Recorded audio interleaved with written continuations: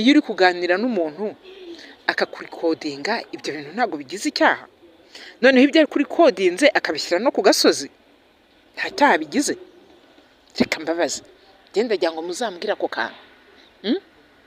Ese umuntu niba muganiriye ari ikiganiro cya babiri, ntacyo akwishyuza, nta n'impaka zibirimo, kubera iki ahindukira ibi bintu akabishyira ku karubanda? Ese niba uwanze umuntu, udashaka gukundana n'umuntu, ni ngombwa ko ibyo mwaganiriye ubizana ku musozi? Shuti bakunzi ba Mama Mignone Official, amahoro y'Imana nabane namwe. Murabizi yuko ntatinda kubabwira amakuru agezweho, amakuru ariho muri iki gihe. Nkunda kuvuga ibintu by'umuryango mwiza, ariko niyo havutse undi muryango natwe turavuga. Niyo hari n'umuryango usenyutse nabyo tukabivuga. Uyu munsi dufite inkuru y'ubukwe bwa Pastor Mutesi. Ubukwe bwa Pastor Mutesi mwarabubonye kuri channel ya Mama Mignone Official. Hari utuvideo nagiye mbashyiramo dukeya mukatubona mukatureba. Utwo tuvideo twaratambutse, n'ubundi ndongera ntabwo ndi bubahereze. Hari utundi tuvideo ndaza kubashyiriraho. Hari nk'akavideo yicaye ari mu rugo bagiye kumuha amata kugira ngo asohoke mu nzu. Ako ngako ndatekereza ko mushobora kuba mutari mwakabona, ndaje nkabereka mu kanya. Mutesi yaraberewe, abari bamuherekeje bari baberewe. Murabizi neza yuko hari inkuru nyinshi zagiye zivugwa kuri Bishop Gerard, bamwe ngo ntiyabutashye, abandi ngo ntiyari yishimye, abandi ngo byari bimeze gute. Ariko nimureba kano ka video ngiye kubaha, muraza gusanga yuko Bishop Gerard ndetse ari n'umwe mu bantu umugeni atashoboraga guhaguruka adahari. Ni ukuvuga ngo ni umubyeyi we, aramwubaha. Ubundi nta mugeni ujya uhaguruka umubyeyi adahari. Rero ibyo bintu muraza kubibona, za nkuru njya mbabwira nkababwira ngo ibintu mubona kuri social media ntimukabyegereza umutima. Abavuga ngo Bishop Gerard ngo yakoze ngo yasenze isengesho ngo ririmo amaganya ngo ririmo agahinda. Oya, Bishop Gerard yari yishimye rwose. Namwe nimuza gukurikira kano ka video muze kumbwira niba mutabona ibyishimo bya Bishop Gerard. Aho ni mu rugo rero, aho bari bicaye kwa Pastor Mutesi i Masaka. Aho ni kwa Pastor Mutesi mu rugo i Masaka, niho baje gufata umugeni. Muramubona pare, kwa kundi njya mbabwira nyine ngo pare ngo bari guhomura. Muramubona pare mu ikote ry'umweru, muramubona Ferdinand mu ikote ry'umweru, urukweto rwiza cyane, ipantaro iteye umukunjo. Wow, murabona ko ubukwe bwari buryoshye. Ubwo rero baje gufata umugeni, igihe kirageze baragiye, namwe murabizi. Baragiye, bageze mu rusengero. Muraza kubona n'akavideo k'ukuntu mu rusengero ko basohotsemo bari bameze, ko Pastor Mutesi yari ameze, uko yari yambaye na ya kanzu y'umweru nababwiye. Ubushize nababwiye ngo mwabonaga utuvideo yambaye ikanzu iriho ibara rya pinki hasi. Nari nababwiye yuko hari amasaha yageze Pastor Mutesi, umugabo we, marene, pare, abadamu d'honneur, aba garçon d'honneur, aba pare, aba homme d'honneur, aba fille d'honneur, bose bakajya guhindura imyenda. Mu guhindura nibwo habonetse aka kavideo nanone baza babyina, Pastor Mutesi yambaye ikanzu iriho ibara rya pink. Rero uyu muryango wa Pastor Mutesi ndetse na Ferdinand twakomeza kuwuragiza Imana igakomeza ikabashyigikira, ikabateza intambwe. Akaba ari hahandi tugomba gusenga isengesho ryiza rivuga ngo Mana, uru rugo uzarwubake, uzarurambureho ibiganza. Mbese umva, Pastor Mutesi na Ferdinand bazabane impaka imvi zabo zibaye uruyenzi. Icyo nicyo tubifuriza. Ruzaba urugo rw'umugisha, ruzaba urugo rugendwa, ruzaba urugo rutunga, kandi bazatunge, bazabona ibyo batunga, babone n'ibyo gutanga. Kubera ko twarabibonye ko akaboko gatanga ubundi ni nako kakira. Pastor Mutesi, abantu turagukunda, turagushimiye, tugushimiye yuko ugira ubuntu, tugushimiye yuko utanga. Nukuri hari benshi wagiye uhereza imigisha igakomeza ikabakurikirana. Murekane na babandi birirwa bavuga ngo twagezeyo ngo ibi nibisha. Umuntu agukubita ibihumbi 100 akagushyirira ibindi senkani kuri telefone, bikarangira umwise amazina atari meza. Nge sinshaka kuyasubiramo kuko buri iyo usubiyemo ikintu kitari cyiza nawe ni nkaho bukivuze. Rero ntago iki kintu nagisubiramo, ariko mugenda mubyumva ukuntu batangira kuvuga ngo wageze kwa Pastor Mutesi ngo bigenda gute na gute. Pastor Mutesi ni umunyamugisha, ni umuhesha w'umugisha. uwo yahaye ikintu byanze bikunze araguka kandi n'icyo amuhereje akakiboneraho umugisha. Ni ukuri Imana ikomeze kwagure Pastor Mutesi, ugira Imana, ugira abana, ugira ubutunzi, ugire buri kimwe cyose, Imana iba imbere muri byose. Kandi turakuzi turanakwemera ko uri umukozi w'Imana, uri umunyamasengesho, usibye n'ibyo bakwirwa bakubeshyira byose. Mumbabarire babandi nyine baba batumva ibintu kimwe nanjye, ni ukuri hari uburenganzira mufite uburenganzira bwanyu 100% bwo gupinga ndetse no guhakana ndetse no kutemera yuko Pastor Mutesi yagize ubukwe bwiza. Mufite uburenganzira bwo guhakana yuko mukanemeza ko habayemo imirwano, ariko njye nta mirwano nabonye kuba umuntu bamubwira bati dore uricara hariya umwanya wawe nuriye n'ibiki byose. Ntabwo bari imirwano, ntabwo bari induru, ntabwo bari iki, gusa buri wese abivuga uko abishaka, akabikora uko abishaka, akanabyumva uko abishaka. N'uburenganzira bwa buri muntu, nta muntu n'umwe udafite uburenganzira bwo kubaho uko yifuza. Njye narababwiye ngo buri muntu wese afite uburenganzira bwo kubaho uko yifuza.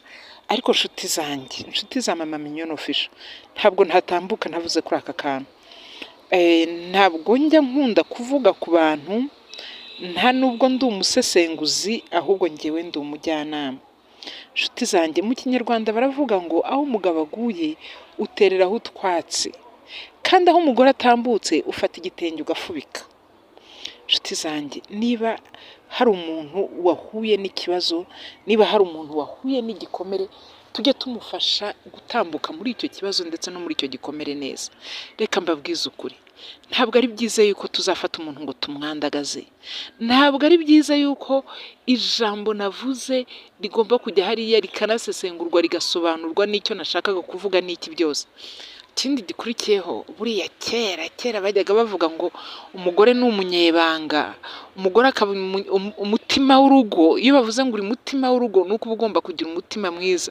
Iyo bavuze ngo uri mutima w'urugo, ni uko uba ugomba kugira ibitekerezo byiza, umutima wawe ukaguka, ukakira buri umwe wese, ukakira umunyamakosa, ukakira n'umuntu ufite ibintu byiza. Rero mwababyeyi mwe, mwaba mama mwe, reka bari twebwe twiheraho. Ni ukuri nimureke tugire umutima, tube abanyamutima, tube abanyempuhwe, tube abanyarukundo. Hejuru yo kuba abanyempuhwe n'abanyarukundo, tuzaba n'abanyebanga, tuzajya tugira ibanga. Ntabwo ari byiza yuko ikintu waganiriye na mugenzi wawe kijya ku karubanda. Kera abadamu baricaraga bakaganira, n'iyo babaga ari abadamu 10, ikiganiro bagiranye ntihagire ubavamo, kuko babaga ari abadamu b'inyangamugayo. Ntihagire ubavamo ngo agende ngo avuge ngo mbese ngo murabizi ngo runaka ngo yahoza ngo mbwira gutya na gutya. None ubu ni ukuri byarenze no kujya kubwira umuntu wo ku ruhande, byageze ku musozi wa social media. Nta kiza cyo gufata ibintu ngo tubijugunye kuri social media tuvuga mugenzi wacu. Noneho rero ku muntu w'umugabo, ubundi abagabo, umugabo ni umugabo ni umuntu uhamye, umugabo ni umuntu uzahagarara hari akagira ijambo akavuga rwose abantu bose bakamwumva. Umugabo ntago agira amazimwe, nta mugabo ujya mu mazimwe. Umugabo ntago ajya mu mazimwe, amazimwe yari ay'abagore, ariko n'umugore wagize amazimwe bakamucyaha, yanatambuka bakavuga baturiya ninjajwa nimuceceke. Abagore 10 bicaranye bakaceceka, wa wundi winjajwa, wa wundi ugira amazimwe bagasa naho bamuhejeho gatoya, hagira bati yego turaho, ni ukuri dore tugeze mu gihe cyo guhinga ibishyimbo, yewe twateye ibijumba. Mbese bagashaka izindi nkuru bavuga kugira ngo yanjajwa, wa wundi utwara amazimwe atazayajyana. None ubu twabaye iki gituma ibintu byose twarabishyize kuri social media? Wa mugabo we nawe uganira n'umuntu arangiza ukabitanga ngo ibyo bintu nibabishyire ku karubanda. Se nshuti yanjye, buriya aramutse akwemeye ngo umuntu akomezanye urugendo, aho ntiwazamukorera ibibi birenze gutanga amajwi? Aka kantu namwe mukambwira. Buriya reka mbabwire, njye narababwiye ngo ibintu bivugirwa kuri social media ntimukabyegereza umutima. Biterwa n'umuntu icyo ashaka kumva, icyo ashaka kubona n'icyo ashaka kubwirwa. Ariko niba ushaka kubwirwa ibyiza, uzakurikira hari ibyiza. Niba ushaka kubwirwa ibibi, uzakurikira hari ibibi.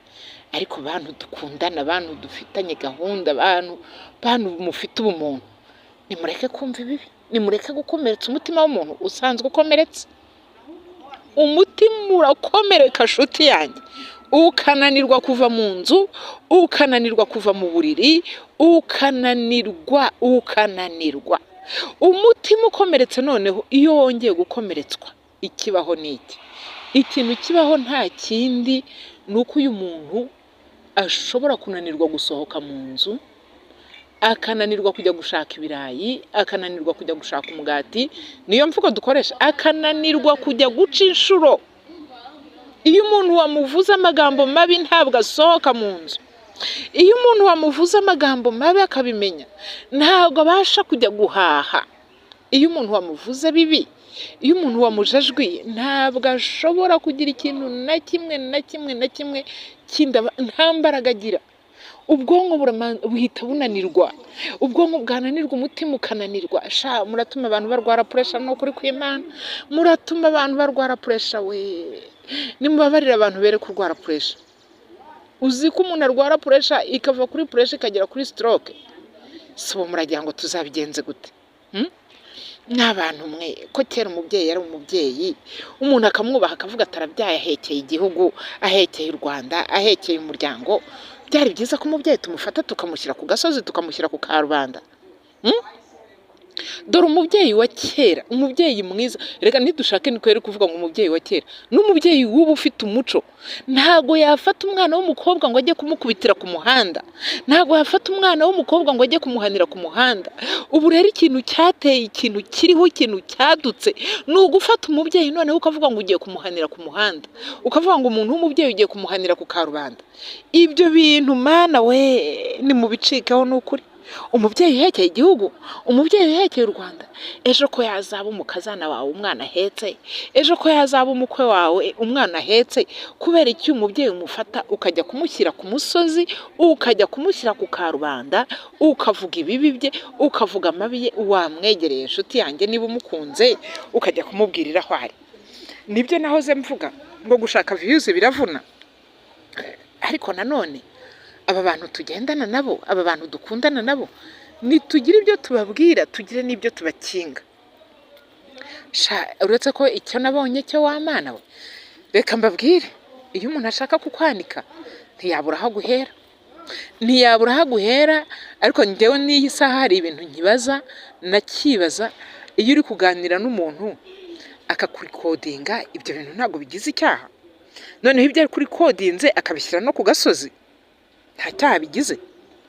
Reka mbabaze, genda jya ngo muzambwira ako kantu. Ese umuntu niba muganiriye ari ikiganiro cya babiri, ntacyo akwishyuza, nta n'impaka zibirimo, kubera iki ahindukira ibi bintu akabishyira ku karubanda? Ese niba uwanze umuntu, udashaka gukundana n'umuntu, ni ngombwa ko ibyo mwaganiriye ubizana ku musozi? Erega kuri social media turi ku musozi.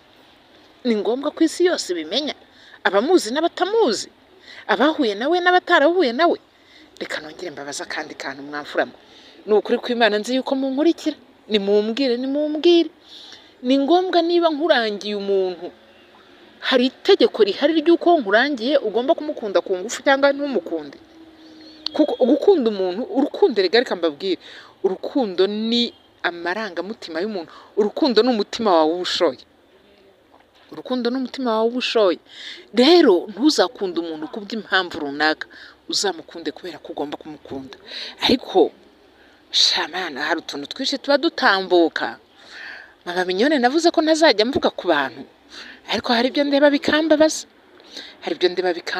Ubundi kera baravuga ngo umuntu urengeje imyaka 18 aba yakuze. Umuntu wafashe irangamuntu aba yakuze.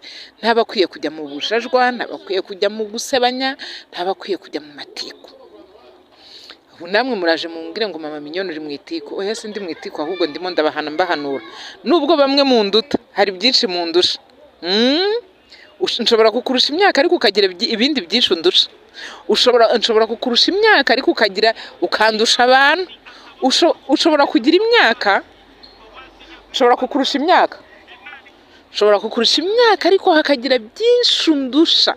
Ndakwinginze nshuti yanjye, ndakwinginze ngo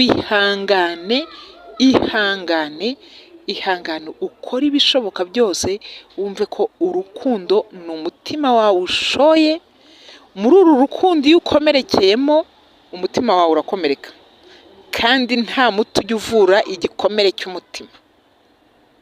Kugira ngo uzabone ikintu cyomora igikomere cyageze ku mutima, hari akantu mperutse kubona kari gusirikira, bari bashyizeho agafoto k'umwana ngo kera twakomerekaga ku mavi no ku nkokora, ngo ariko birababaje kuko dusigaye dukomereka ku mutima. Uzi ko abantu tuzareka gukomereka ku mutima tugakomereka ku gifu, tugakomereka no ku mwijima? Yehe, ni ukuri kw'Imana birakabije. Urumva umuntu wakomeretse ku mutima biragenda bikafekita ubwonko iyo bwarushye umwijima uratsikamirwa. Ni ukuri kw'Imana muzatuma dukomereka no ku mpyiko. Mwihangane, mureke gukomeretsa abantu ku bice byose by'umubiri, mureke abantu bakomeze bikomerekere ku magufa no ku nkokora, barwara amabavu mu ntoki kubera ko bagiye gukora. Ariko ibintu byo gukomeretsa abantu ku mitima mukongera mukababyukiriza ibikomere by'ahashize, ni ukuri muba muhemutse. Iyo ni inama mama Mignone yababwiraga, ariko muri aka kanya sindi buheme kunenga rwose umuntu ukomeretsa undi, noneho kumukomeretsa asanzwe yarakomeretse. Ariko mwaretse tukagira ubumuntu, reka mbabwire, reka mpere ku bagore. Umugore ni umunyarukundo, umugore ni umunyempuhwe, umugore ni umunyembabazi, umugore ni mutima w'urugo, umugore ni muhorakeye, umugore ni murekatete. None uyu munsi mwarabihinduye, mwarabicuritse. Umugore ibyo byose nta kibigira. Umugabo yari myugariro, akaba umutwe w'urugo, akaba umutware, akaba umwami, agahagararira Imana mu rugo rwe. Habaye iki gituma abagabo uyu munsi barahindukiye bakamera nk'abambaye amajipo?